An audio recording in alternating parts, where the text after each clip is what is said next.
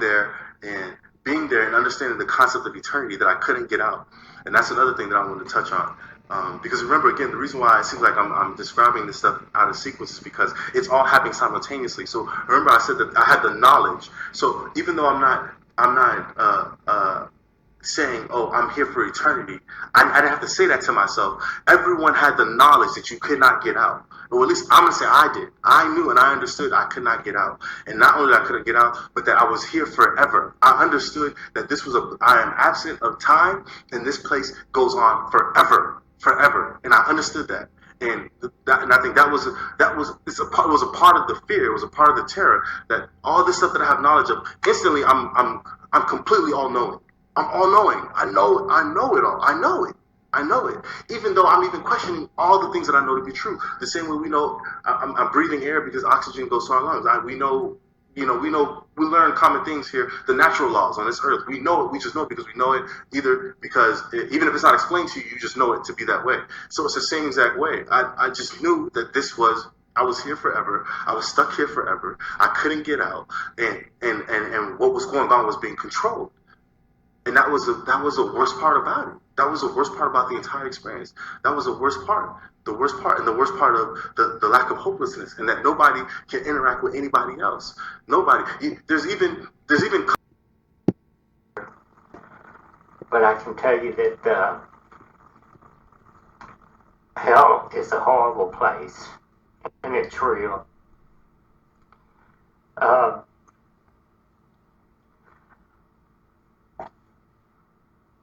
I've never been so afraid. It was so dark, so black. It felt like the blackness was alive, like it just enveloped you. And all there was misery there. And I found myself in a place that was totally silent, totally dark. I was utterly alone. It was like being in outer space. I was filled with mental anguish that was overpowering. It was unbearable in its intensity. I felt I had wasted my life, and now it was gone, forever. There was no getting out of this situation. I tried praying. I kept thinking, this is so terrible. And the worst part of it was I felt it would go on forever. There was just no escape. So the feelings were terrible remorse and regret, panic that there was no way out. After praying for what seemed like a very long time, please Lord, what is happening? And things like that, I suddenly found myself back outside the Royal School of Music. I mean, we have, this life is a vapor of eternity. That's all it is. This life is a breath of eternity. And depending on how we live this life is going to depend on the rest of our eternal souls, where we go. Now, I was in hell. I felt the total separation from God. The screams, I mean, these people are in hell right now. There's people, and when I was in hell, I was in the center of the earth, and I knew it, and these people are still beneath our feet right now. These souls are burning in torment beneath our feet, however many miles it is to the center or wherever it's at there. That's where they're at. So they're in the center of the earth looking up. They're looking up, wishing that they had just a second to come back here to repent, to give their life to Jesus Christ, but it's too late. And we're here just for such a minute second out of eternity.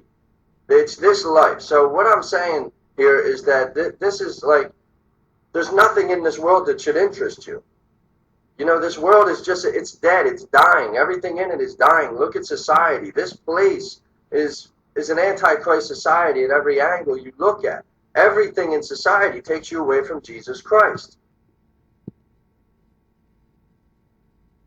And nothing in this life is important. No money, no properties, nothing is important. It's just the most important thing is not to end up there. And I can tell you, it's just not worth it. No money are worth it. Nothing is worth it just to end up there. Or you might have a good lifestyle here. It's just not worth it to end up there.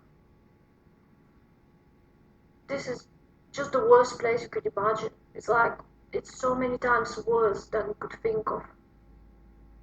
And the problem is I can't even describe it because it's all spiritual. Um, but I hope you got some idea of this.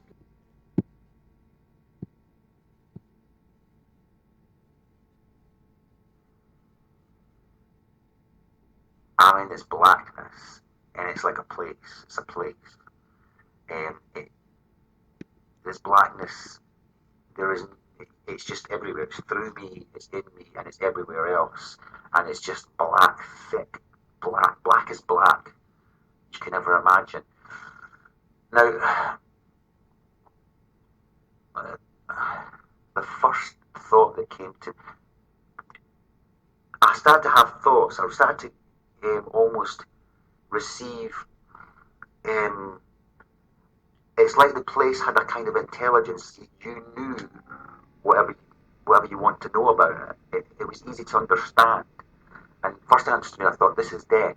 This is the absolute absence of life. I just felt that wherever life was, it wasn't here. And I was very aware that when we're alive in normal life,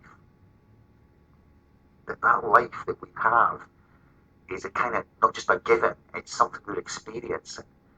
But we can still be us without it, without life. And I'm here in death. I'm still aware. I'm not gone. I'm there, but it's death. Everything's dead. Everything's anyway. I thought, this is death.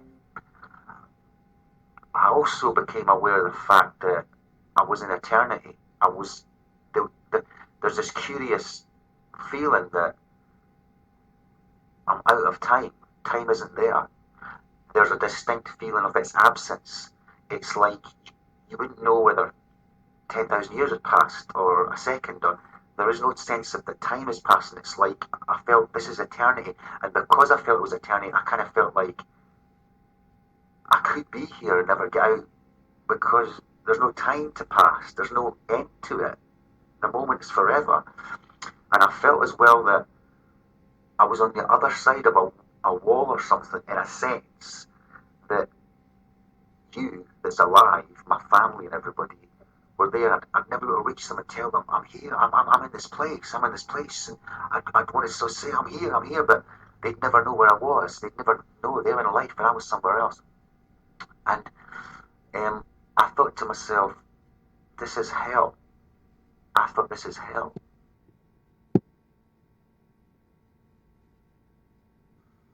But I was on my way to hell. The horror and the fear is indescribable. Knowing that you are going to hell and you will never come back. You are doomed for eternity. We will all die. It is a terrible thing to meet with a living God. Much of this knowledge about where you are and why, because the funny thing is with that, I asked myself, I said, what am I in hell? Even though even in my own knowledge, I knew I was in hell. But I don't know why I'm even still asking myself, why am I in hell? Why am I here? But I knew I was in hell. I had the knowledge that I was in hell. I had the knowledge that everyone here is in hell. Everybody here is in hell. And so I'm like, what's going on? So all this is still happening simultaneously. There is a hell, and so that you do not go there, because it is a horrible place of torment.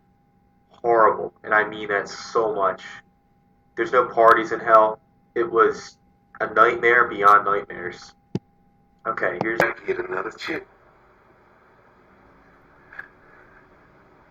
I get another chance. That's all I can think about.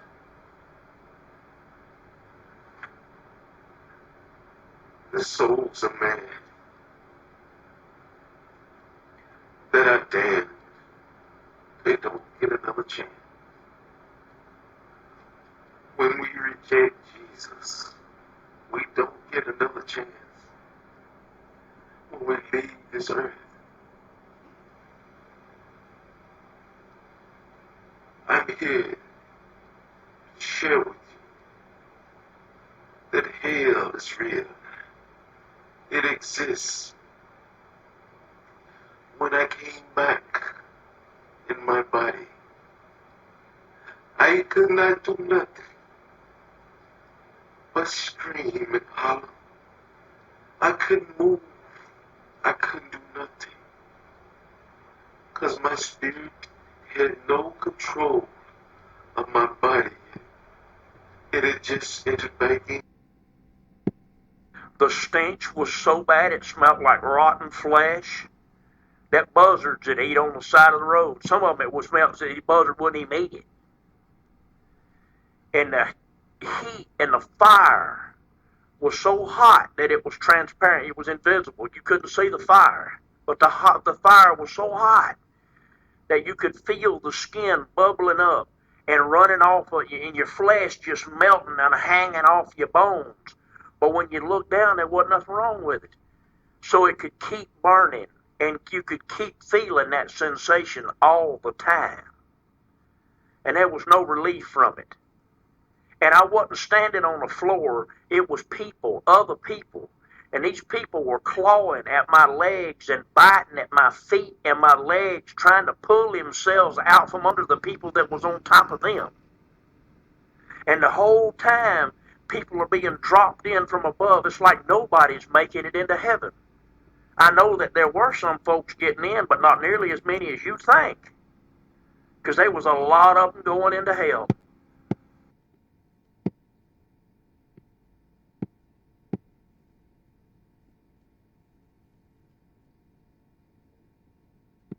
His hand was reaching down to me, and it was an angel. It's all right.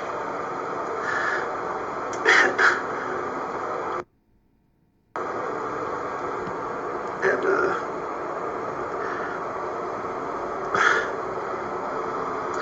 my hand just reached up and grabbed its hand. I was thinking to myself, I'm going to reach up there and grab his hand, and this hand is going to save me, because that's all that I saw was just a hand.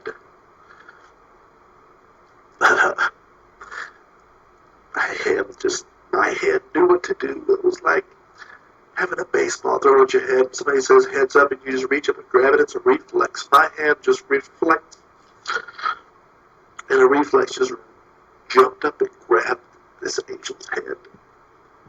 And as soon as I couldn't come to a happy time. There's no rest in hell. God showed me that. The Bible says there's no rest in hell. There is no time where I was. People said to me, like, well, how long were you there? There is no time. You were just there. You existed. It was like a magnetic field. You know what I mean? In a twinkling of an eye, I was on planet Earth. In a twinkling of an eye, boom, I was in another dimension. That's how fast it happens, my friends, okay? I say, boom, okay? There was no time. I was in an eternal void. I was there for my sins, and I knew that. I knew that as my experience started getting more fear, and my conscience told me, I knew why I was there. I was sinning.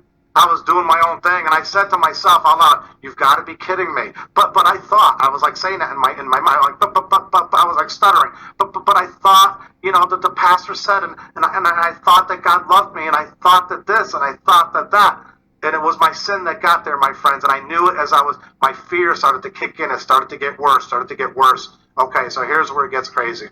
Okay, I said I had a Bible in the house. Again, I'm in my soul, I'm in my spirit, but I had a Bible in my house.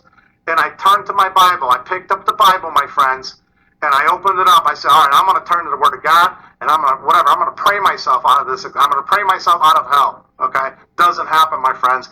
I opened my Bible. Okay, hear me out. Look me in the eye here. I opened my Bible, people, and every page was blank.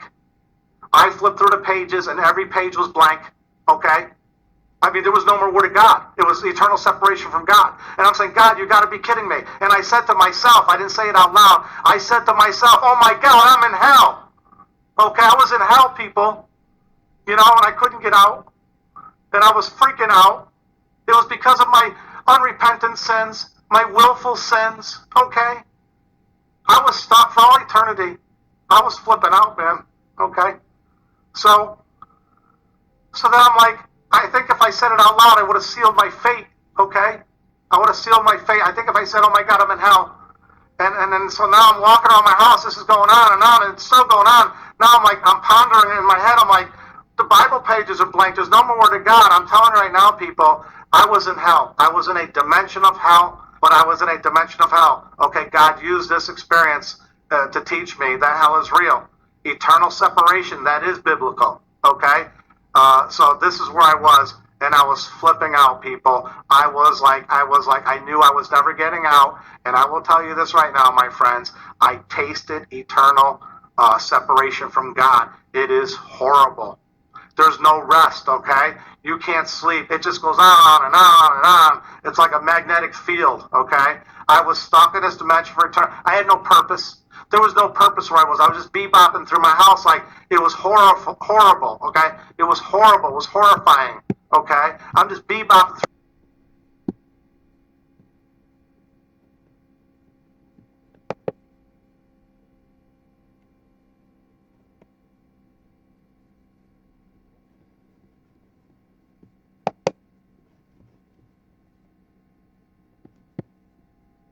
I was on my way to hell.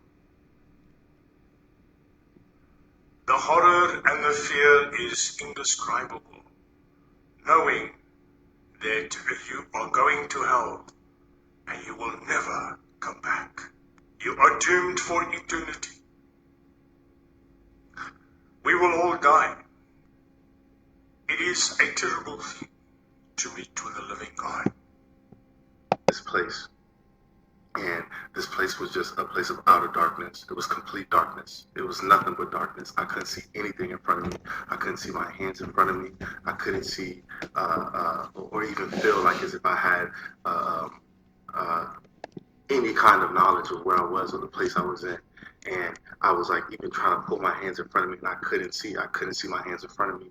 And as I'm trying to figure out what's going on, because even in this world, like when you're trying to look through something, you give it a moment, expecting for your vision to adjust and for you to see more clearly, like if it's in the dark or whatever. And so I'm waiting to see for it to adjust and to see more clearly. And it remained complete darkness. And I'm talking about thick darkness. And like maybe within a minute.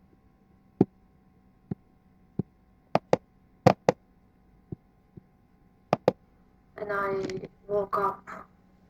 And, I was above all the mountains. The loads of mountains. It's like it's all mountains. And I saw no beginning, no end of the place. And I wasn't scared at first. I was just looking at it, and I was so surprised. And I was thinking, wow, it really exists. The place is real. And I always had some doubts about it. We all Christians will say hell exists, heaven exists. But I always had this tiny doubt, that you don't say to anyone, or you don't talk about it. You just have this thing inside you. And here I was genuinely surprised, and I thought, oh, I need to tell everyone. It's actually real. It's real. And then I went down, and that was the worst part. Seeing it from above, it's not so bad. I have to mention it was dark. There was a bit of a red light, and it was dark. And then I went down. I could fly. I could actually fly. And I was stuck near the mountain. I was just where the top was. I was just there. I couldn't see anything down what was below. There was, I don't know whether there was some sort of fog, or I couldn't see what was at the bottom. I could just see the top of the mountains. So the thing about the place is I don't have words to describe it, because it's not human. It's a spiritual place.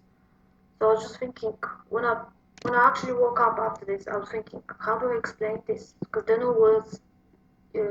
I don't think humans have any words for that place. All I can say is I was in shock. I was in agony. You have this feeling of pain. The pain is inside you, but I just can't describe it. I don't know. How do I say it?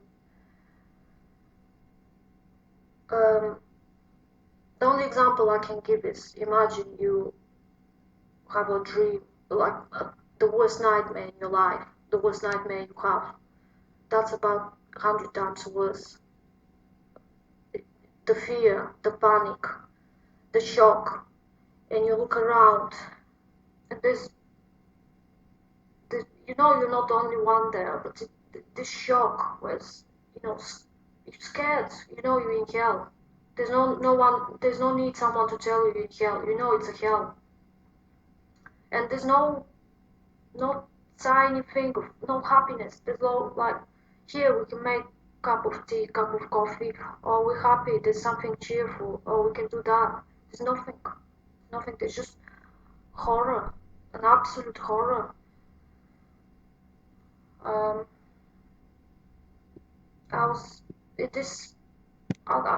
Like as though you was at a bunch of people cheering at a football game. You just hear just like a bunch of people just roaring, screaming and shouting, and cheering on a team. But the closer we got, the more I realized there wasn't no cheering. It was screams.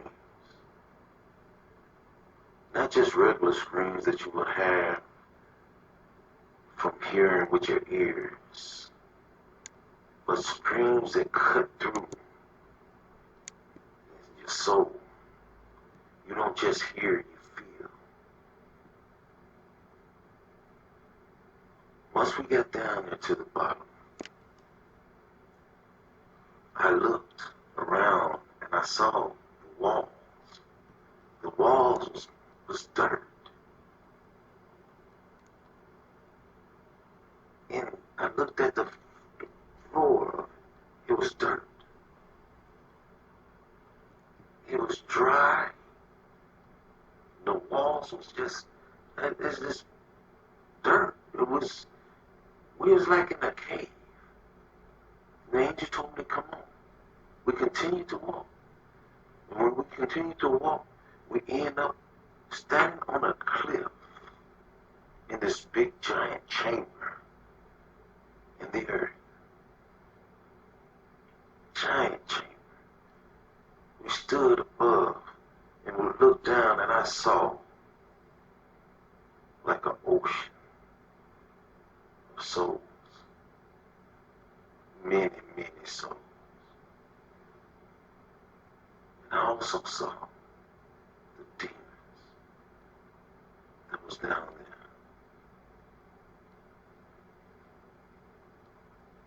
The angel told me to come on, we're going farther. And I asked him, is this what I think it is? Now at that time, I'm afraid. Because I know I wasn't in my body anymore. So I figured I've died and now this angel's finna take me down. The angel told me to continue, come on. So we went down some more. When we went down, we hit the bottom. And I looked again and made sure that I'm seeing what I'm seeing. I'm hearing what I'm hearing. And I realized I'm not dreaming. It's no longer a dream. It's no longer a chance to do right. I'm made it to hell.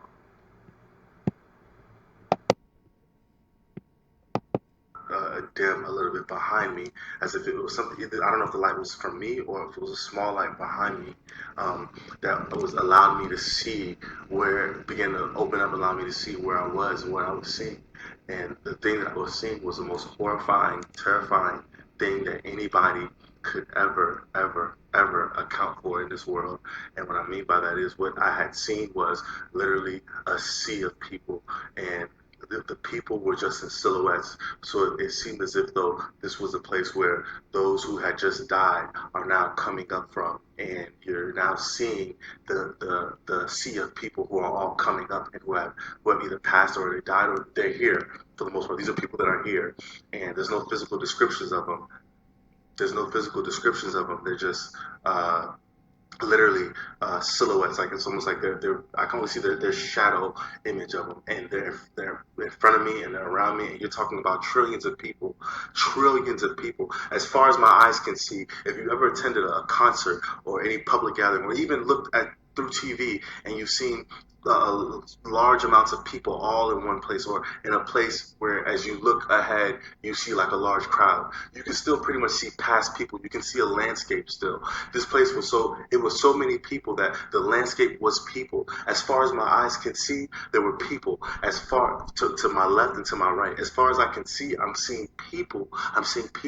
And everybody there's no interaction amongst us. Nobody's interacting with anybody. And immediately the fear that was there, it was like it was controlling the environment. It was like at that moment I had nothing but questions. I was trying to figure out where I was, why am I here.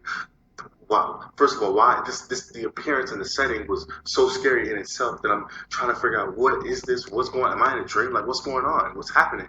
And as soon as I begin to try to figure out what's going on, and right now I'm at from this moment on, I'm at a very, very, very high level of fear, and it remained that way the entire time. And it wasn't because nothing actually about the experience made it scary.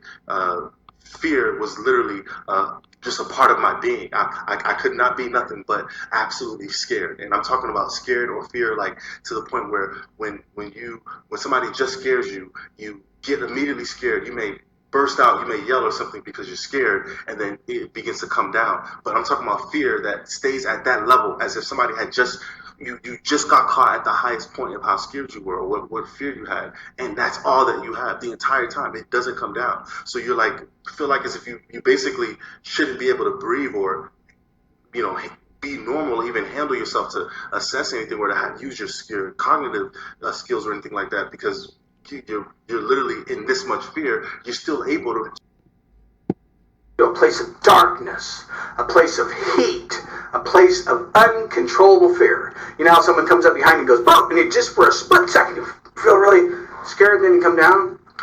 He says you're clear up there the whole time and you never come down. You're just, and the heat is unbearable, of course. But he said there was no fire. And in the Bible it says there's different places in hell. Because in the Bible, in one area, Jesus says, these shall go away into outer darkness. There is a place of outer darkness. He said he was enclosed in an area, he couldn't get out, and it was just sweltering, unbelievable heat, and fear that he could not control, that he could never come down from, and darkness.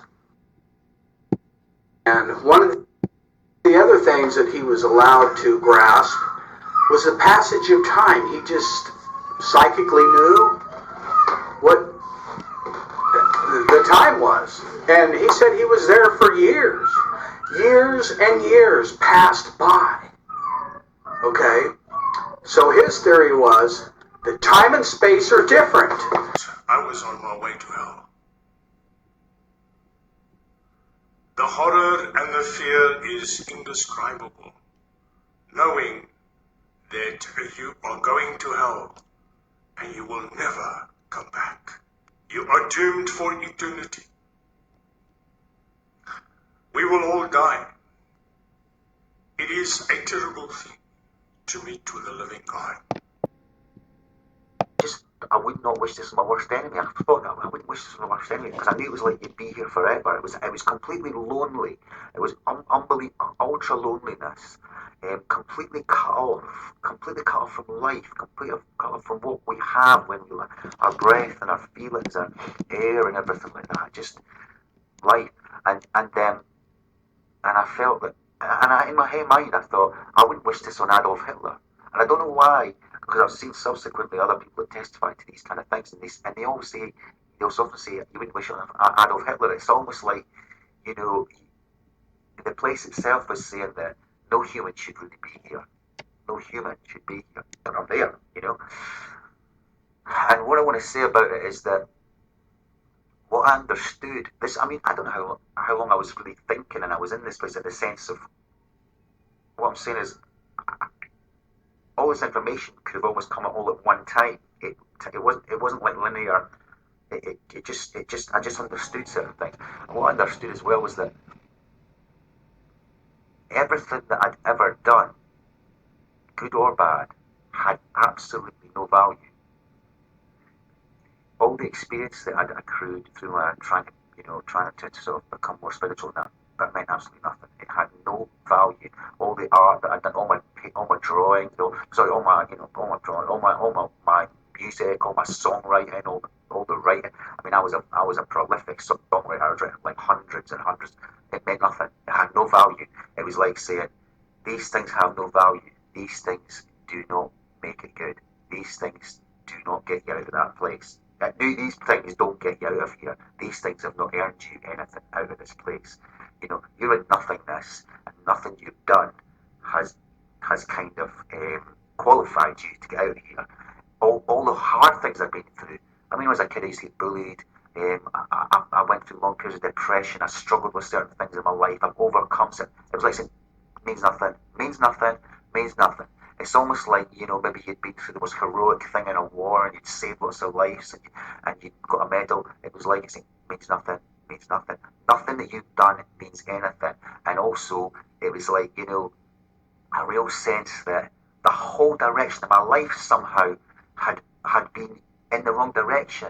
It was just not for the right. I wasn't living for the right reasons. I wasn't very sure about what the right reasons were, but I had a feeling that being a good person or being a better person, I wasn't going looking in the right places. You know, it was not just a case of like, you know, not doing enough good things. It was an entirely different outlook which I hadn't found, and as a result of that, I'm here, I'm in hell, and you know, I've missed the point, and everything that I'm experiencing, everything I've done, has got no meaning.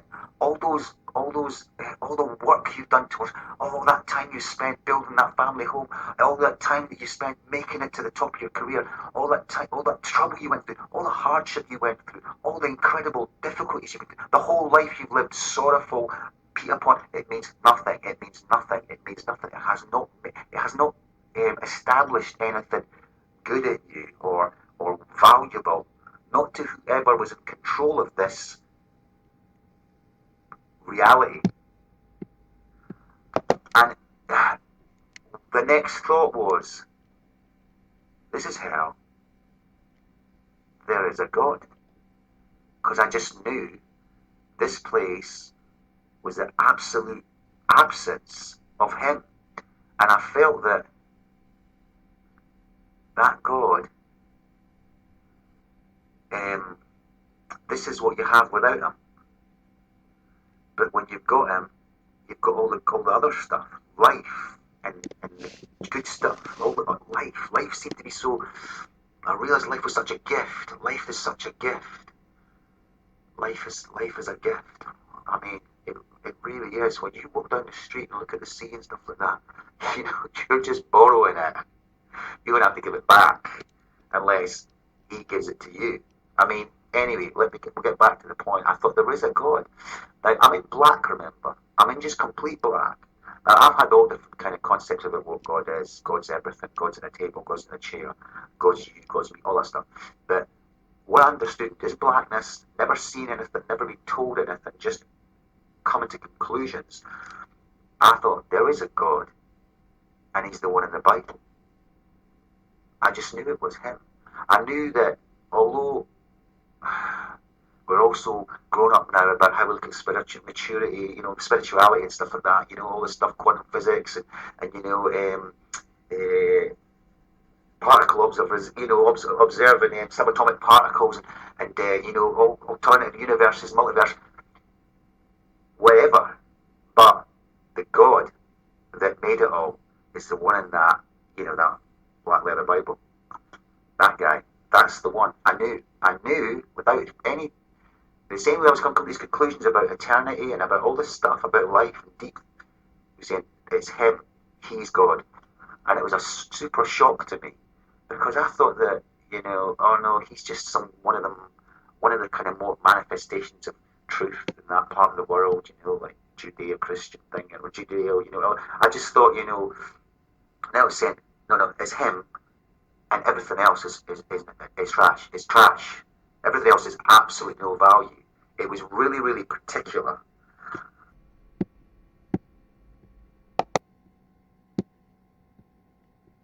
I know.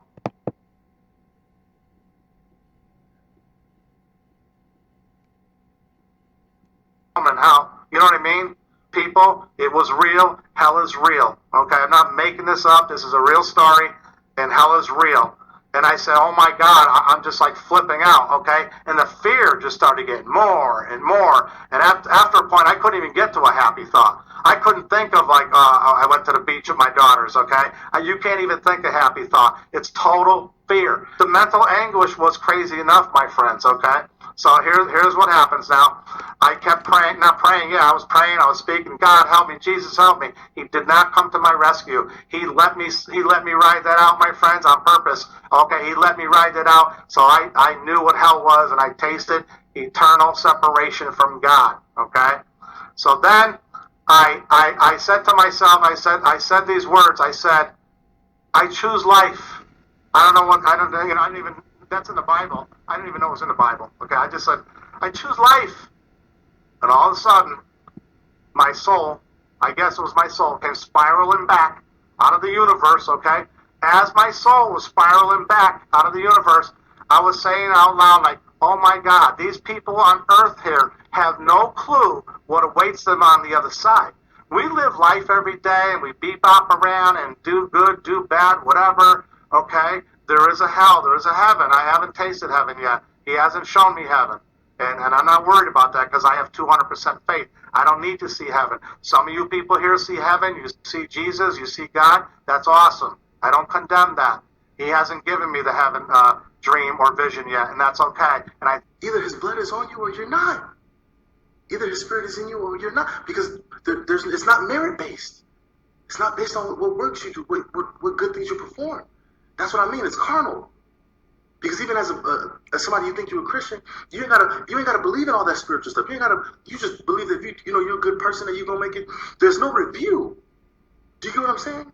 At death comes determination. At death comes judgment.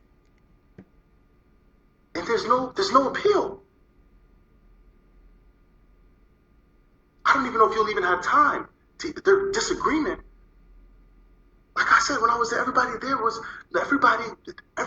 it seemed zombie-like because everybody literally could not do anything about it at all. So it's like, so what you think and believe means nothing. You have no power. What you think and believe means nothing. You have no power. So you better tap into the source. You better find out who really has power. Who is the king of this earth? Because everything here perishes. And not buy into the lie. Don't buy into his lie. Please, I'm begging people, please do not buy into the lie. The biggest lie of them all. We are not gods. At all. At all. We are not gods. That's what I mean. Even the little bit of ability that we have here, man, we're fooled. He's gotten us to believe that we really think we're gods. We really think that the way we think matters. We really think that the way what we say and how we feel and how we see things matters.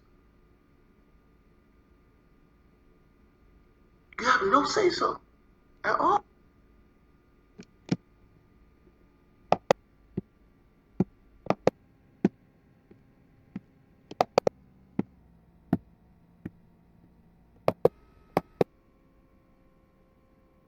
You have no say-so at all. At all. And you have no power. So you better find the source. That's my best advice. Get to the source. All that matters in life is get to the source. I used to be one too, like, the aspirations. Everybody wants to, at least when you're here, you think to yourself, I mean, What's wrong with wanting to either live a decent life or live a better life, and the means that you use to get there, whether it be good or bad, everybody is up to their own, their own judgment. Leave everybody up to their own judgment. Pursue what you want to pursue. I don't even really know what the point of pursuit is this moment at all, unless it's for his purpose, unless it's for me to have an understanding of where I'm going. Because this pass through is so temporary, the timing is so short. And matter of fact, it's not even about the timing. The fact that I know that every man is going to die. And the chance and the risk that I can end up there, if anybody goes there, anybody that is there would wish that they had a second chance. Because they probably would be radical.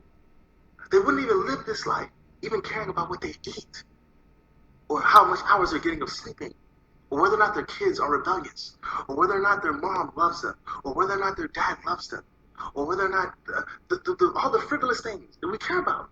I don't even know if that, I don't feel like I want to care about any of those things. Even though I still have love for those things, and the people in my family, there's no way that I will allow those things anymore to have any priority to my eternal destination. That's the key. We want to talk about winning. We love talking about winning. Winning is making it eternally to your destination. That's how you win. Find your eternal destination.